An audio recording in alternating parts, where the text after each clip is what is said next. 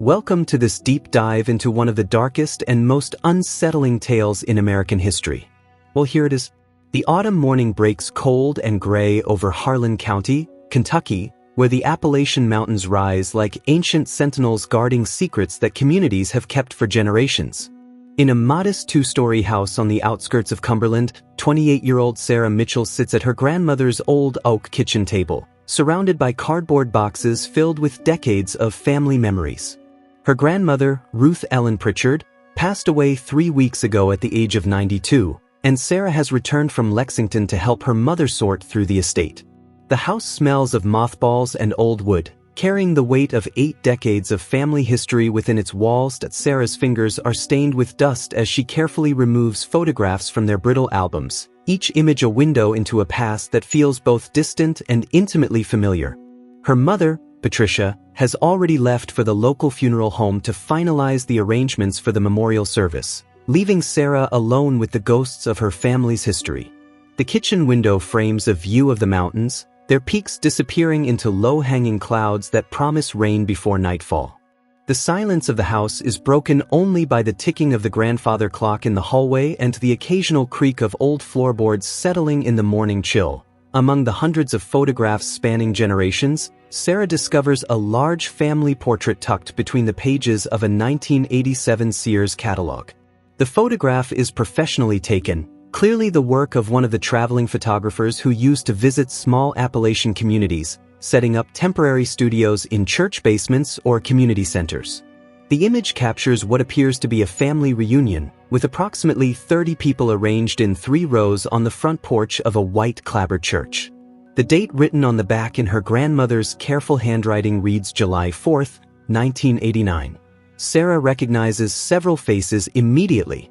Her grandmother stands in the center of the back row, her gray hair perfectly permed, wearing a floral print dress that Sarah remembers hanging in the upstairs closet for years. Her grandfather, Thomas Pritchard, stands beside Ruth Ellen, his hand resting protectively on her shoulder, his face weathered from decades of working in the coal mines. Sarah's mother appears in the front row, younger and fuller-faced, holding Sarah's older brother, who would have been about 2 years old at the time. The photograph captures a moment of apparent unity and celebration, with American flags visible in the background and what looks like picnic tables laden with food just out of frame. As Sarah studies the photograph more closely, preparing to scan it for the memorial service slideshow, she notices something that makes her pause. In the middle row, slightly left of center, stands a young woman who Sarah doesn't immediately recognize. The woman appears to be in her early 20s, with long dark hair cascading over her shoulders, wearing a simple white sundress that stands out against the more conservative attire of the other women in the photograph.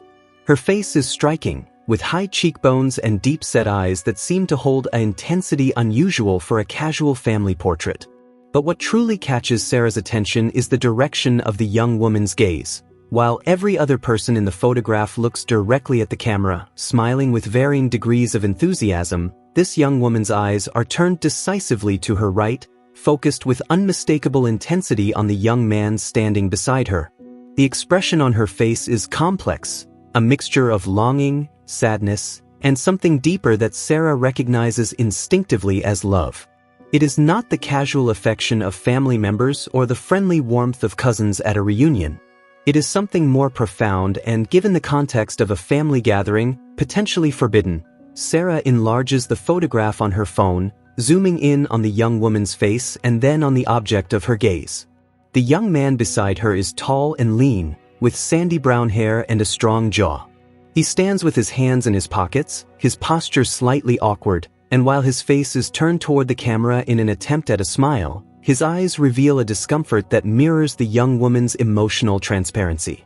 There is something in the tension of his shoulders, in the way his body seems to lean imperceptibly away from her while simultaneously drawn toward her, that suggests he is acutely aware of her attention and deeply affected by it.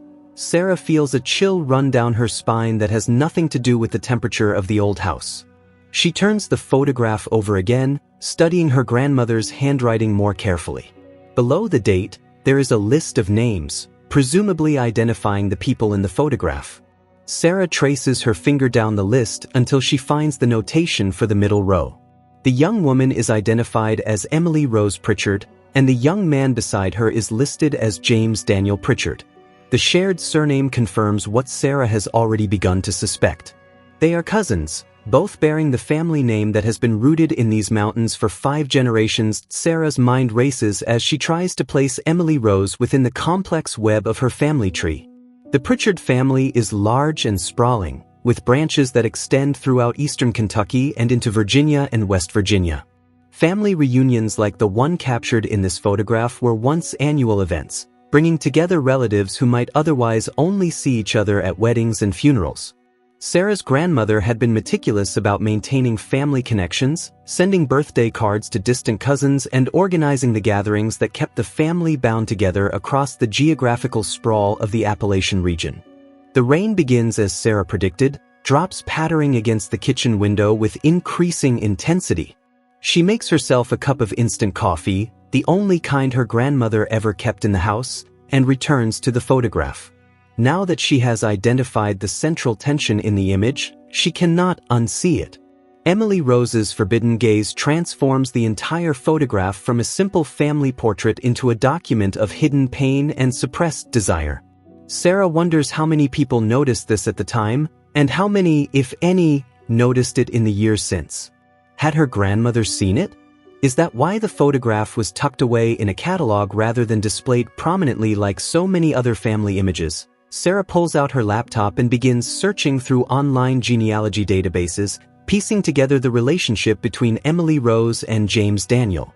The work is painstaking, requiring her to navigate through multiple generations and the complications of a family where certain first names repeat with confusing regularity. After nearly 2 hours of research, she establishes the connection. Emily Rose Pritchard was the daughter of Robert Lee Pritchard, Sarah's grandmother's younger brother, making her Sarah's first cousin once removed. James Daniel Pritchard was the son of Martha Jane Pritchard, Ruth Ellen's older sister, making him also Sarah's first cousin once removed but from a different branch of the family. This means that Emily Rose and James Daniel were second cousins, related through their grandparents who were siblings. The relationship between second cousins is not illegal in Kentucky or most other states, but Sarah knows that in the tight-knit, religiously conservative communities of Appalachia in the late 1980s, such a relationship would have been strongly discouraged if not outright forbidden. The social stigma would have been severe, and the family pressure to end such a relationship would have been immense. Sarah thinks about the expression on Emily Rose's face in the photograph, the naked vulnerability of her gaze, and wonders what happened to these two young people who found themselves drawn to each other across the boundaries of family propriety.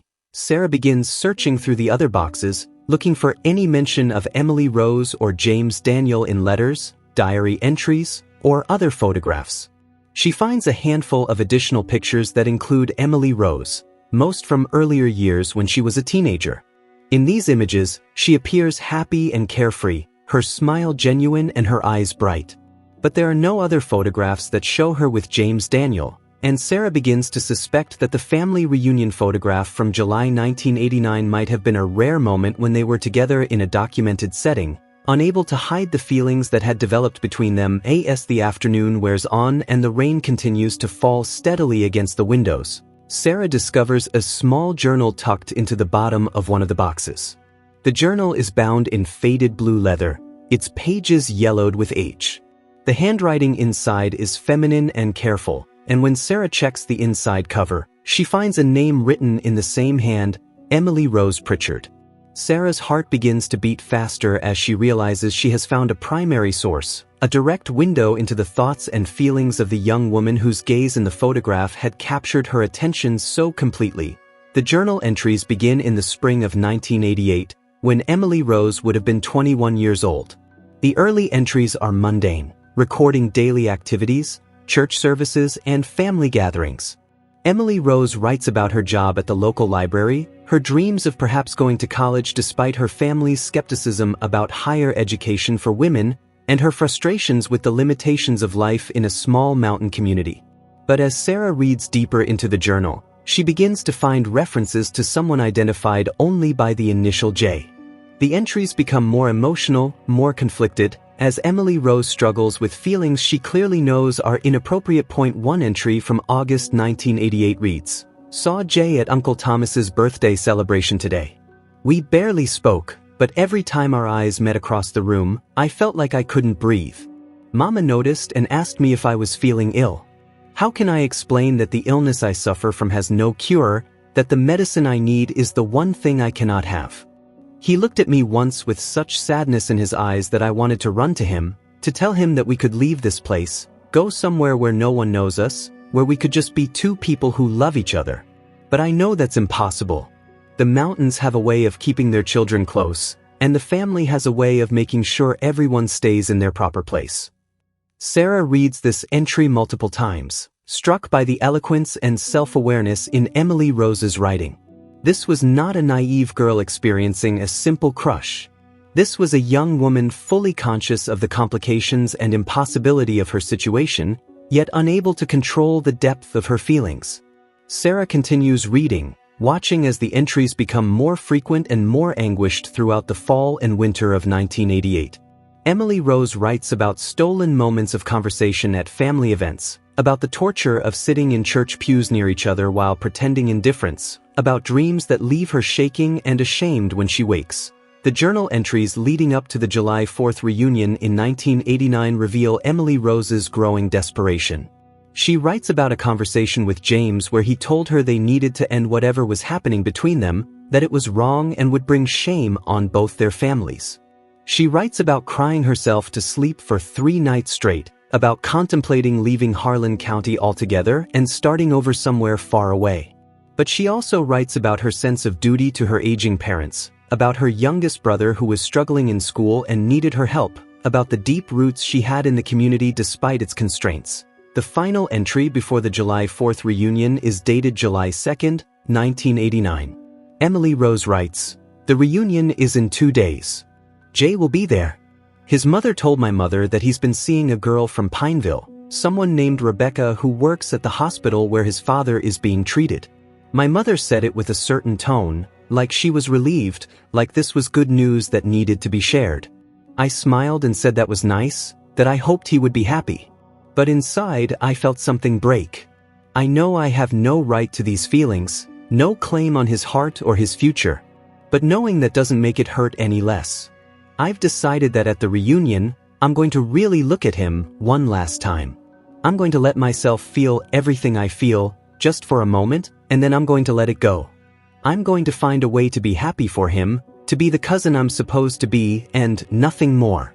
Sarah closes the journal, her eyes stinging with unexpected tears. The photograph suddenly makes complete sense. That moment captured by the camera was Emily Rose's conscious farewell, her deliberate act of allowing herself to feel and express her forbidden love one final time before burying it forever. And James, standing awkwardly beside her, must have known exactly what she was doing, must have felt the weight of her gaze and understood its meaning, even as he stood there in front of 30 family members, pretending to smile for a picture that would document their pain for decades to come. Sarah's mother returns to the house as the afternoon light begins to fade, her coat dripping with rain as she hangs it by the back door. Patricia looks exhausted, her face showing the strain of 3 weeks of funeral arrangements, estate decisions, and the emotional weight of losing her mother.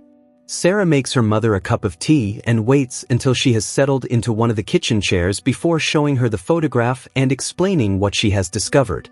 Patricia studies the image for a long moment, her expression unreadable, before she finally speaks. Patricia confirms that she remembers Emily Rose, though they were never particularly close despite being related. She describes Emily Rose as quiet and bookish, someone who always seemed slightly out of place in the boisterous Pritchard family gatherings. Patricia also remembers James Daniel, though her memories of him are even vaguer. She recalls that he moved away from the area sometime in the early 1990s, heading west to Colorado or Wyoming for work in the energy industry. Patricia never heard what became of him after that, and Emily Rose's name stopped coming up in family conversations around the same time. Sarah shows her mother the journal, reading aloud several of the entries. Patricia listens with growing amazement, admitting that she had no idea about the relationship or the feelings between Emily Rose and James. She explains that in the late 1980s, the Pritchard family was going through a difficult period. Several of the coal mines that had employed family members for generations were closing, and there was significant economic stress throughout the community. People were worried about survival, about keeping their homes and feeding their children, and the subtle emotional currents between two young cousins would have been easy to miss or deliberately ignore. Patricia suggests that Sarah call her Aunt Margaret, Emily Rose's younger sister, who still lives in Harlan County and might be able to provide more information about what happened to Emily Rose after that summer reunion.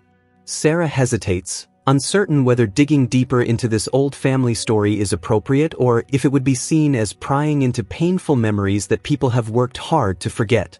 But her curiosity and her growing emotional investment in Emily Rose's story override her hesitation.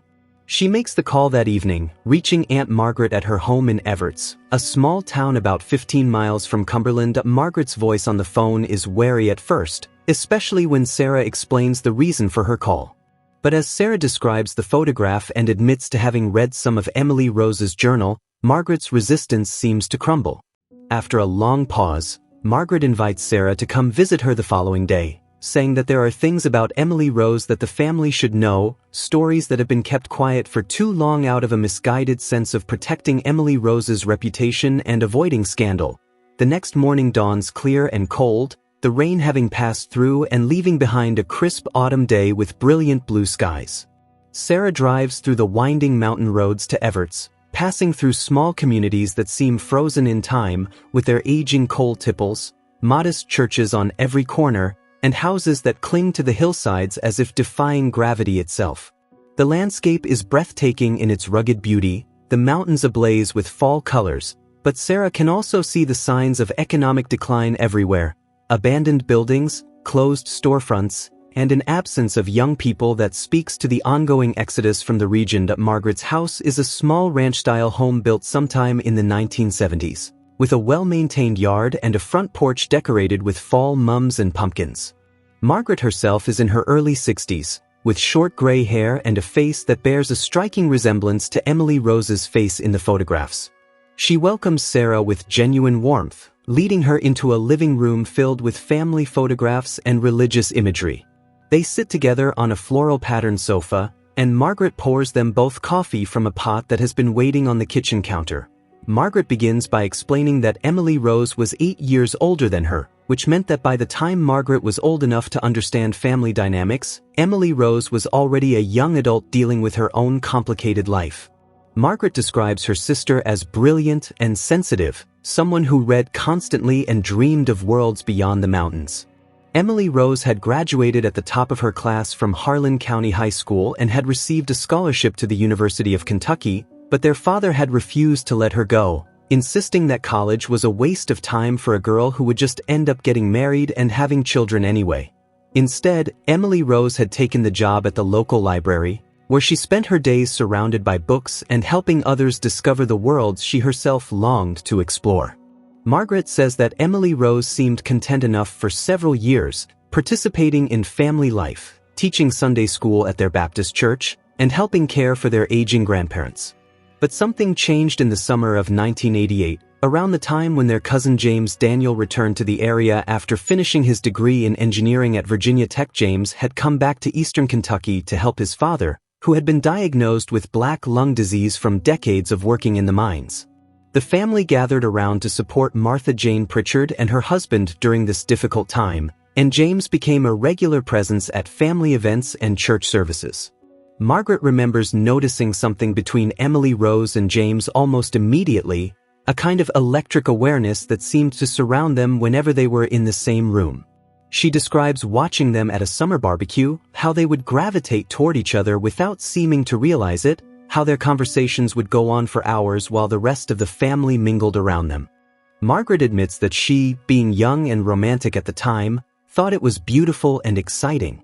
She didn't fully understand why it was problematic until she mentioned something about how well Emily Rose and James were getting along to their mother, and received a sharp rebuke for her observation. Their mother made it clear that whatever Margaret thought she was seeing needed to remain unspoken and unacknowledged. The family did not approve of cousins forming romantic attachments, no matter how distant the blood relationship might be. It was unseemly, potentially shameful, and absolutely not to be encouraged. But Margaret could see that the connection between Emily Rose and James was far beyond their control. She describes finding Emily Rose crying in their shared bedroom late one night, her sister confessing that she had fallen in love with James and didn't know what to do. Emily Rose told Margaret that she had tried to fight the feelings, had prayed about it constantly, had done everything she could to stop thinking about him, but nothing worked. She said that James felt the same way, that they had talked about it once and agreed they could never act on their feelings, but that agreeing something was impossible didn't make the wanting go away. Margaret pauses in her story to show Sarah a small photograph she has kept in her wallet for over 30 years. The image shows Emily Rose and James together, clearly taken without their knowledge. They are standing at the edge of a creek, probably somewhere in the mountains behind the Pritchard family homestead. Emily Rose is laughing at something James has said, her head thrown back in genuine joy, and James is looking at her with an expression of pure adoration. Margaret explains that she took this photograph secretly during a family picnic in August of 1988, just a few weeks after Emily Rose had confessed her feelings. Margaret kept the photograph hidden for decades, a testament to a love that was real even if it was forbidden. The story Margaret tells about the months following the July 4th reunion is heartbreaking in its inevitability. Emily Rose had apparently kept her resolution to let go of her feelings for James, throwing herself into her work at the library and beginning to accept occasional dates with young men from neighboring communities. James, true to the rumors Patricia had heard, did indeed begin seriously dating Rebecca Thompson from Pineville. The relationship progressed quickly, and by Christmas of 1989, James and Rebecca were engaged to be married.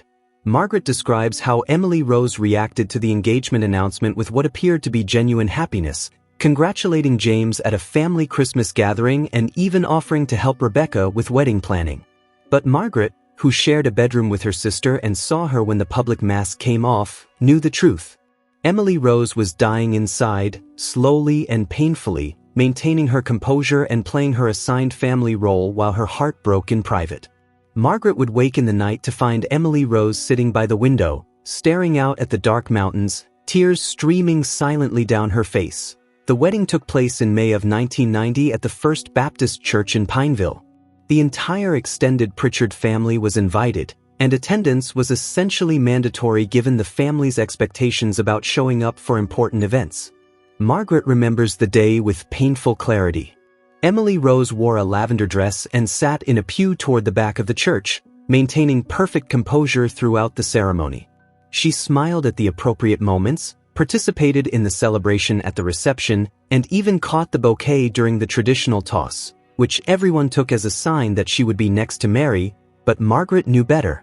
She saw how her sister's hands trembled when she held the bouquet, how her smile never quite reached her eyes, how she excused herself twice during the reception to disappear into the ladies' room for extended periods. Margaret followed her the second time and found Emily Rose sitting on the floor of a bathroom stall, her face buried in her hands, her shoulders shaking with suppressed sobs. When Emily Rose finally emerged, she looked at Margaret and said something that Margaret has never forgotten: "I will never love anyone the way I love him, and I will spend the rest of my life pretending that's not true." In the months following the wedding, Emily Rose seemed to retreat into herself. She continued working at the library, continued attending church and family events, but Margaret could see her sister fading, becoming a shadow of the vibrant, intelligent woman she had been. Their mother pressured Emily Rose constantly about finding a husband, setting her up on blind dates and inviting eligible bachelors to family dinners. Emily Rose endured these attempts with quiet resignation, going through the motions but never showing genuine interest in any of the men her mother paraded before her. Then, in the fall of 1990, something unexpected happened. Emily Rose announced that she had been accepted into a graduate program in library science at the University of Tennessee in Knoxville. She had applied secretly, saved money from her job, and received a small scholarship that would help with expenses. Their father was furious, arguing that Emily Rose was 23 years old and should be focusing on marriage and family rather than more education. But Emily Rose stood her ground with a determination that surprised everyone who knew her. She told her father that she was going with or without his blessing, and that she needed to build a life for herself that had meaning and purpose. Margaret supported her sister completely, helping Emily Rose pack her few belongings and driving her to Knoxville herself when their father refused to participate in the move. Margaret describes the last conversation they had before Emily Rose disappeared into the graduate dormitory. Emily Rose told her sister that she needed to leave Harlan County because every street corner, every church pew, every family gathering held memories of James that she couldn't escape. She said that maybe in Knoxville, surrounded by new people and new experiences, she could finally begin to heal. She could build a life that wasn't defined by loving someone she could never have. Margaret visited Emily Rose several times during that first year in Knoxville, and she could see her sister slowly coming back to life. Emily Rose threw herself into her studies, excelling in her program and discovering a passion for helping people through literacy programs and community outreach. She made friends, joined a book club, and even cautiously began dating a professor in the English department. Margaret allowed herself to hope that Emily Rose was finally moving on, that the worst of the pain was behind her. Then, in the spring of 1992, Margaret received a phone call that shattered that hope. Emily Rose was in the hospital in Knoxville, and Margaret needed to come immediately. Margaret made the 2-hour drive in a blur of panic, praying the entire way that her sister was alive. When she arrived at the hospital, she learned that Emily Rose had been found unconscious in her apartment by a concerned neighbor. She had taken an overdose of sleeping pills, leaving a note that suggested the act was intentional. Emily Rose survived, thanks to the quick actions of the neighbor and the emergency responders. But the suicide attempt revealed the depth of the depression that Emily Rose had been hiding beneath her facade of recovery. In the psychiatric ward where Emily Rose spent the next 2 weeks, she finally broke down completely, admitting to Margaret and to her doctors that she had never stopped thinking about James, that she had followed his life from afar, learning that his wife was pregnant with their first child, and that the knowledge that James was building a family with someone else had pushed her into a darkness she couldn't escape.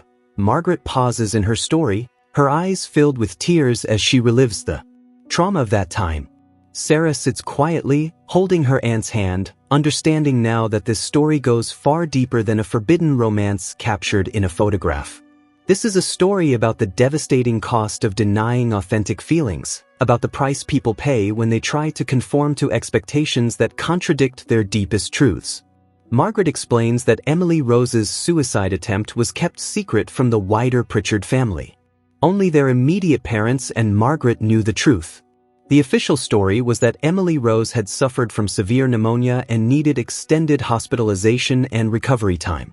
This deception was maintained with the same determination that had characterized the family's approach to Emily Rose and James's relationship, by pretending that uncomfortable truths didn't exist, by maintaining appearances no matter the internal cost. After her release from the hospital, Emily Rose moved back to Harlan County rather than returning to Knoxville. She was not well enough to complete her graduate program, and the support systems she needed were in the mountains she had tried to escape. Margaret describes the months that followed as agonizingly slow and painful. Emily Rose attended therapy with a psychiatrist in Lexington, a 3-hour round trip that she made twice a week. She started taking antidepressant medication that helped stabilize her moods but left her feeling disconnected and emotionally flat. She moved back into her childhood bedroom, a 25-year-old woman reduced to dependence on parents who had never understood her and a community that whispered about her failure to finish graduate school and her continued unmarried status. During this period, Emily Rose began writing again, not in journals but in letters that she never sent.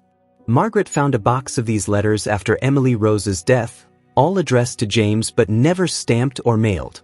In the letters, Emily Rose poured out everything she had been forced to keep silent: her love for him, her rage at the circumstances that kept them apart, her grief over the life they could never share, and her slow journey toward acceptance and, eventually, a kind of peace.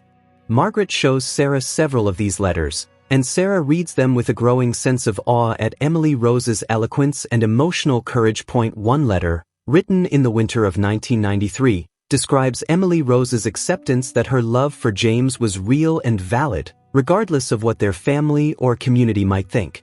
She wrote, "I have spent so long trying to convince myself that what I felt for you was wrong, that it was shameful or sick or against God's will. But I don't believe that anymore. What I felt, what I still feel, is love in its purest form. It is not something I chose or something I can change. It is simply the truth of my heart. The tragedy is not that I love you. The tragedy is that we live in a world that cannot make space for every kind of love, that draws arbitrary lines and calls some feelings acceptable while condemning others. I am trying to find a way to honor this love while also releasing you to live your life.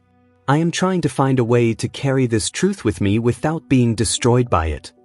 Sarah wipes tears from her eyes as she reads, struck by the universality of Emily Rose's struggle. This is not just a story about forbidden love between cousins in Appalachia.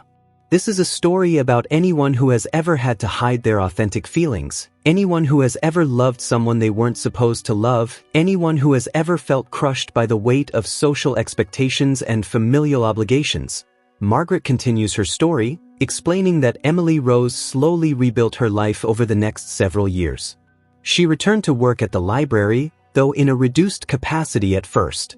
She reconnected with her church community, finding solace in the rituals and the sense of belonging even as she privately questioned many of the teachings she had grown up with.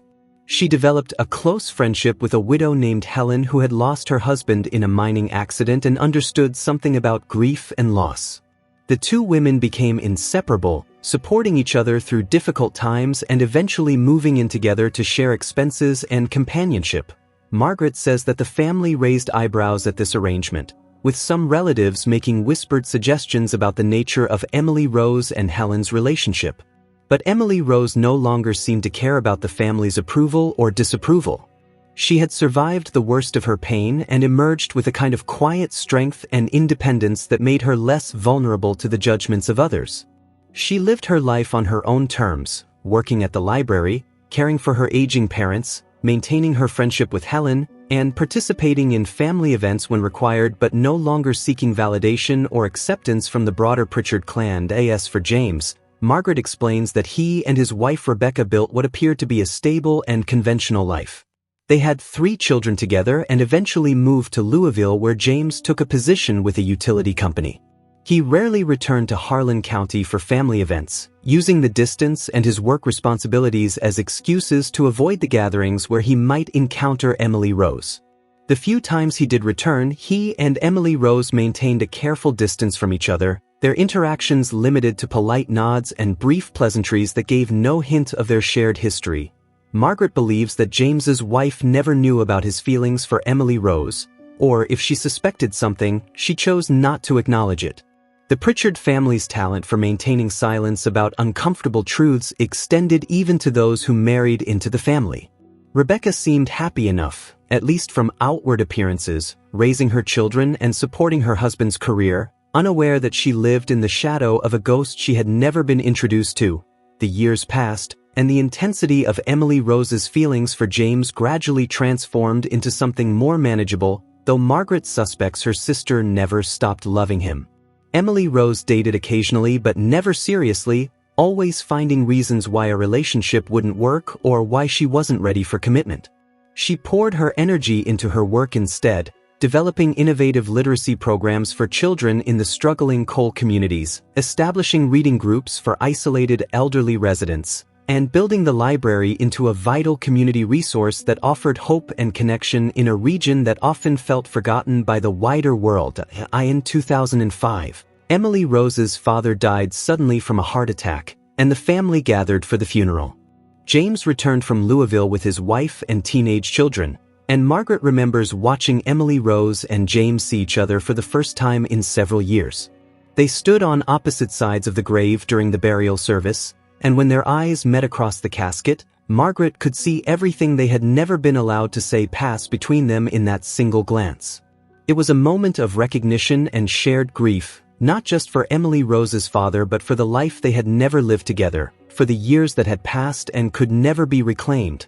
After the funeral, as the family gathered at the Pritchard homestead for the traditional meal, James approached Emily Rose for the first time in over a decade.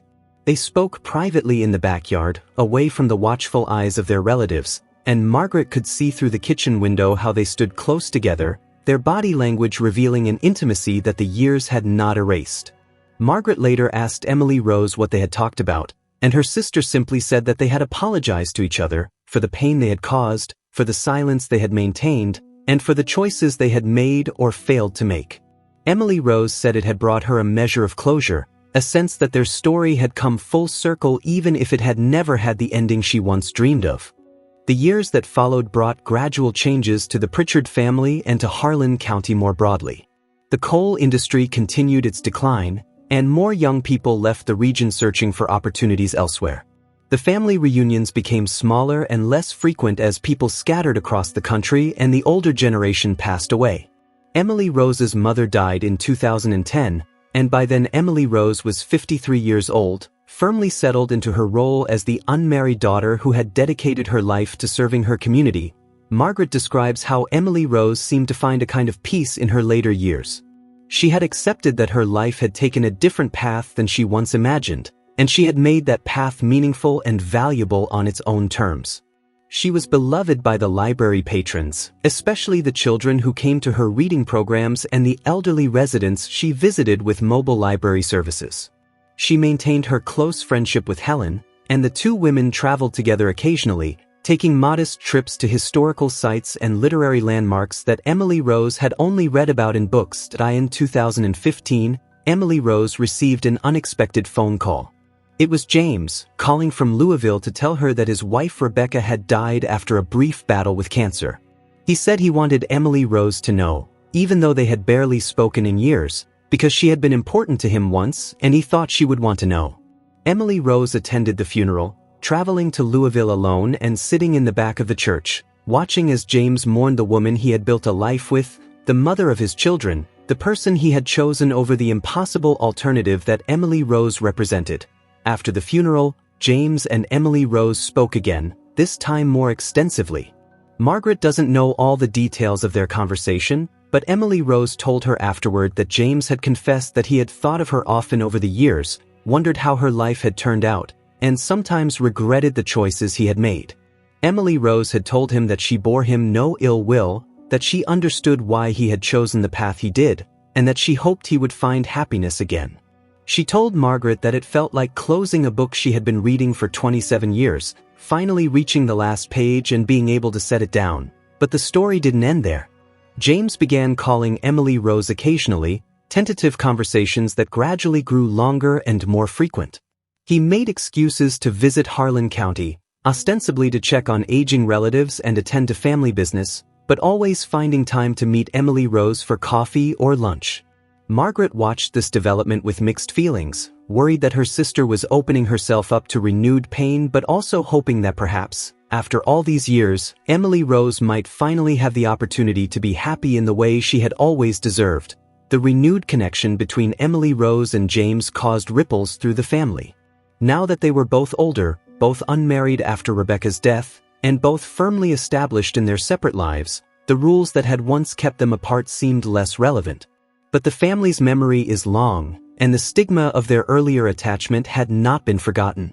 Margaret describes sensing disapproval and concern among certain relatives, a feeling that Emily Rose and James were somehow disrespecting Rebecca's memory or violating unspoken codes of family behavior by allowing their old feelings to resurface. Emily Rose and James navigated this renewed relationship carefully, maintaining discretion and avoiding any public displays that might fuel family gossip. They met quietly, often in neutral locations away from Harlan County and Louisville. They talked on the phone late at night like teenagers, making up for decades of enforced silence. Margaret describes Emily Rose during this period as transformed, glowing with a happiness and vitality that Margaret hadn't seen in her sister since before that summer of 1988. Then, in the spring of 2016, tragedy struck again. James suffered a massive stroke while at work, collapsing at his desk and dying before the ambulance could reach the hospital. He was 59 years old, and his sudden death shocked everyone who knew him. Emily Rose received the news from one of James's children, who called her because they had found her number in their father's phone and wanted to let her know before the formal obituary was published.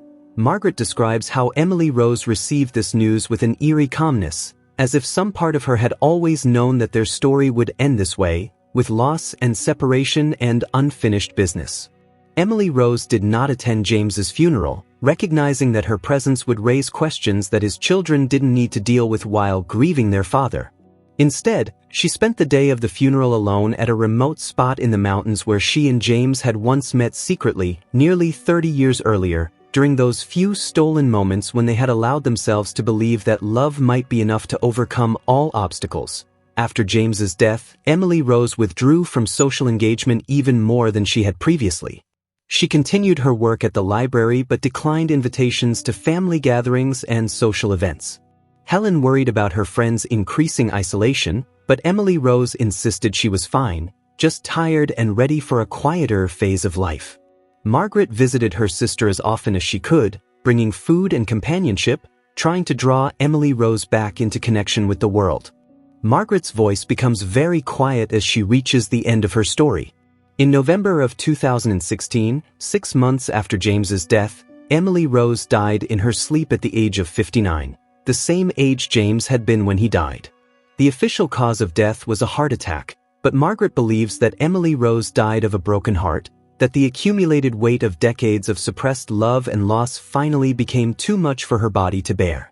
Margaret says that when she went through her sister's belongings after her death, she found the box of unsent letters to James, a small collection of photographs including the one Margaret had taken at the creek, and a new journal, started after James's death, with a single entry that read, "He's gone, and I am free to love him completely now, without shame or fear or family judgment. Death has given us the permission that life never could. I will carry this love with me into whatever comes next, and I will finally be able to rest." Sarah sits in stunned silence as Margaret finishes her story, the weight of Emily Rose's life settling over her like a heavy blanket. Margaret explains that she has told very few people the full truth of her sister's story, maintaining the family tradition of silence and discretion even as it gnawed at her conscience. But she says that when Sarah called and mentioned finding the photograph and the journal, Margaret knew it was time for the story to be told, for Emily Rose's experience to be acknowledged and honored rather than hidden away as if it were shameful. Margaret shows Sarah Emily Rose's grave in the small cemetery behind the Baptist church where the Pritchard family has buried its dead for 5 generations. The headstone is simple, listing only her name and dates, Emily Rose Pritchard, 1966 to 2016. But Margaret has planted purple irises around the grave, Emily Rose's favorite flower, and they bloom reliably every spring, a testament to a life that was more complex and meaningful than any epitaph could capture. Sarah returns to her grandmother's house with her mind reeling from everything Margaret has told her. The photograph that had initially caught her attention now seems like a portal into a much larger and more devastating story than she had imagined. She thinks about Emily Rose's forbidden gaze in that July 4th family portrait, that moment of deliberate vulnerability captured on film, and realizes that it was an act of courage, a refusal to completely erase her truth even in the face of overwhelming pressure to pretend it didn't exist. That evening, Sarah's mother returns from another round of estate business, and Sarah shares everything Margaret has told her. Patricia listens with growing emotion, expressing regret that she had never known the full extent of Emily Rose's struggles and admitting that the family's culture of silence had prevented anyone from offering meaningful support or understanding.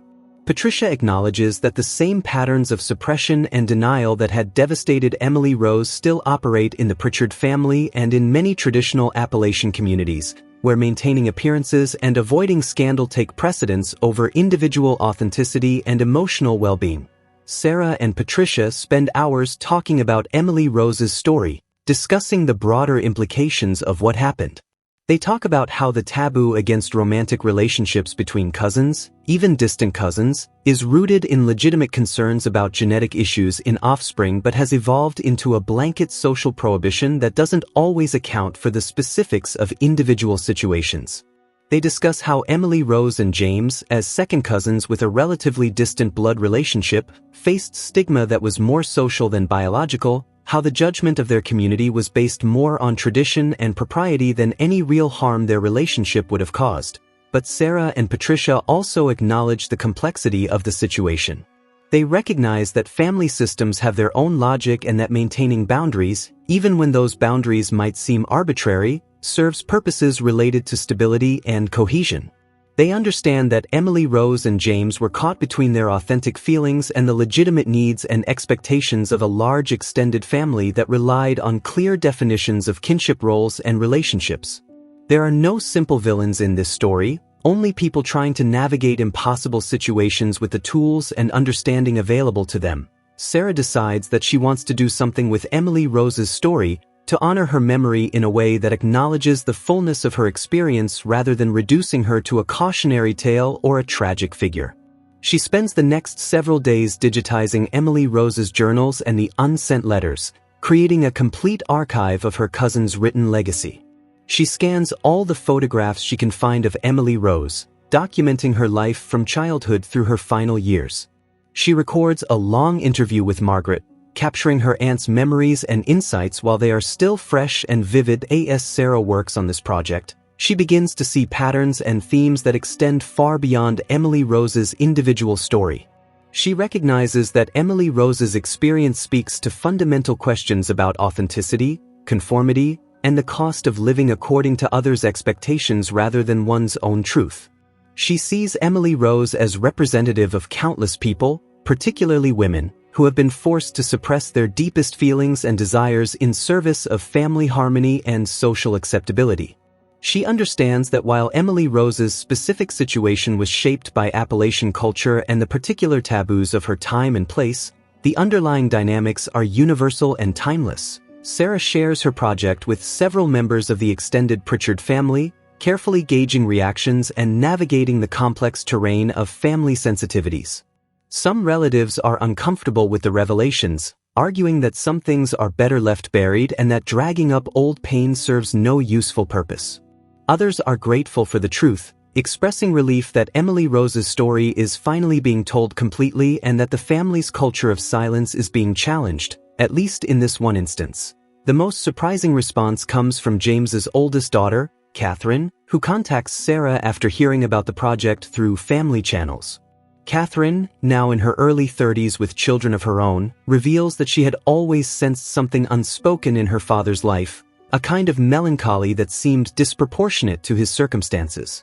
She had found Emily Rose's phone number in her father's contacts shortly after his death and had been curious about who this woman was and what she had meant to him, but had never felt brave enough to reach out and ask. Catherine and Sarah meet for coffee in Louisville, and Sarah shares everything she knows about the relationship between Emily Rose and James. Catherine listens with tears streaming down her face, grieving for the father she realizes she never fully knew and for the woman who loved him across decades of separation and impossibility. Catherine reveals that in her father's personal effects, she found a letter he had apparently been writing shortly before his death, addressed to Emily Rose but never completed. In the letter fragment, James had been attempting to express his feelings about their renewed connection, writing that for the first time in his adult life, he felt like he could be completely himself, that Emily Rose saw and accepted him in ways no one else ever had. Catherine says that finding this letter had confused and troubled her, making her question her father's marriage to her mother and wonder if her parents' relationship had been authentic or simply one of convenience and social expectation. Sarah helps Catherine understand that human emotions are rarely simple or binary, that James could have genuinely loved and been committed to Rebecca while also carrying unresolved feelings for Emily Rose, that the human heart has vast capacity for multiple truths existing simultaneously. Catherine slowly comes to terms with this complexity, recognizing that her father's story, like Emily Rose's, is ultimately about the difficulty of reconciling authentic feelings with social obligations and about the sacrifices people make in attempting to honor both. Through her conversations with Catherine, Sarah learns new details about James's side of the experience. Catherine reveals that her father had struggled with depression throughout his adult life, though he had hidden it well and had never sought treatment. He had thrown himself into his work and his family responsibilities, using busyness and productivity as a way to avoid confronting his own emotional reality. Catherine had found a box of old photographs in her father's home office after his death, and among them was a picture of Emily Rose that he must have kept hidden for decades, a testament to feelings that had never been fully extinguished despite his attempts to build a life that didn't include her. The picture that Catherine shows Sarah is different from the family reunion photograph. This one is casual and candid, apparently taken during some informal family gathering. Emily Rose is young, probably 19 or 20, sitting on a porch swing with a book in her lap, caught in a moment of concentration and peace. The photograph is worn around the edges from handling, suggesting that James had looked at it often over the years, drawing what comfort he could from this frozen moment of Emily Rose's existence. Sarah and Catherine develop an unexpected friendship through their shared investigation of Emily Rose and James's story. They meet regularly to compare notes and share discoveries, each bringing their own perspective and filling in gaps in the other's understanding. Together, they create a more complete picture of the relationship than either could have assembled alone. They come to see Emily Rose and James not as victims of cruel social forces but as real people who made choices, some brave and some compromising, in attempting to navigate an impossible situation with integrity. As the anniversary of her grandmother's death approaches, Sarah proposes creating a memorial project that would honor not just Ruth Ellen Pritchard but also the lesser-known members of the family whose stories have been overlooked or suppressed. She suggests setting up a digital archive of family history that includes Emily Rose's journals and letters, allowing future generations to understand the full complexity of their heritage rather than receiving only sanitized versions that erase difficult truths. The proposal meets with mixed reactions from the family. Some older relatives are adamantly opposed, arguing that such an archive would be disrespectful to the dead and would air family laundry that should remain private. Younger family members are generally more supportive, recognizing that understanding their family's history in all its complexity is essential to understanding themselves and avoiding the repetition of harmful patterns. The debate that ensues is heated and sometimes painful, but Sarah notes that at least the family is finally talking honestly about these issues rather than maintaining the silence that had characterized the Pritchard clan for generations. Ultimately, Sarah creates a more modest version of her original vision.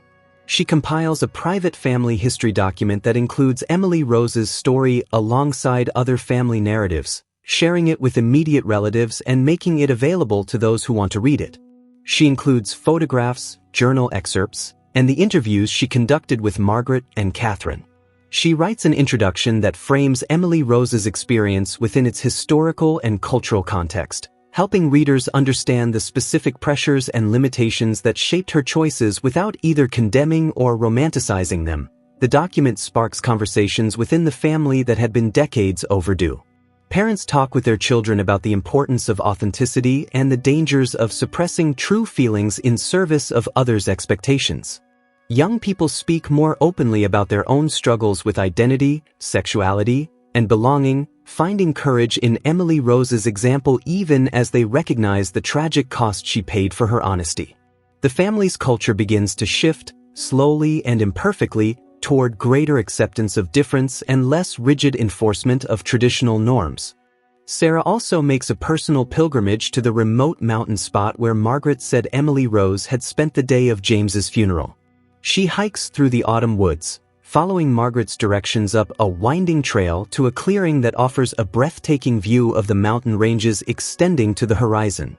Standing there in the crisp October air, Sarah tries to imagine what Emily Rose must have felt that day, mourning the loss of the one person who had truly known and understood her while recognizing that even death couldn't give them the life they should have shared. Sarah finds herself crying for Emily Rose, for James, for all the people who have ever loved someone they weren't supposed to love, for the ways that rigid social structures crush human hearts in their machinery of propriety and tradition.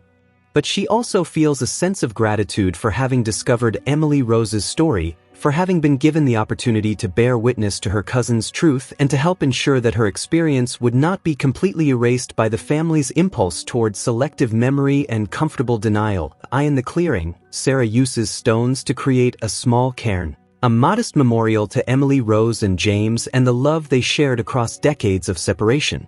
She places the original family reunion photograph, carefully protected in plastic, beneath the stones, returning the image to the mountains that had witnessed their impossible romance.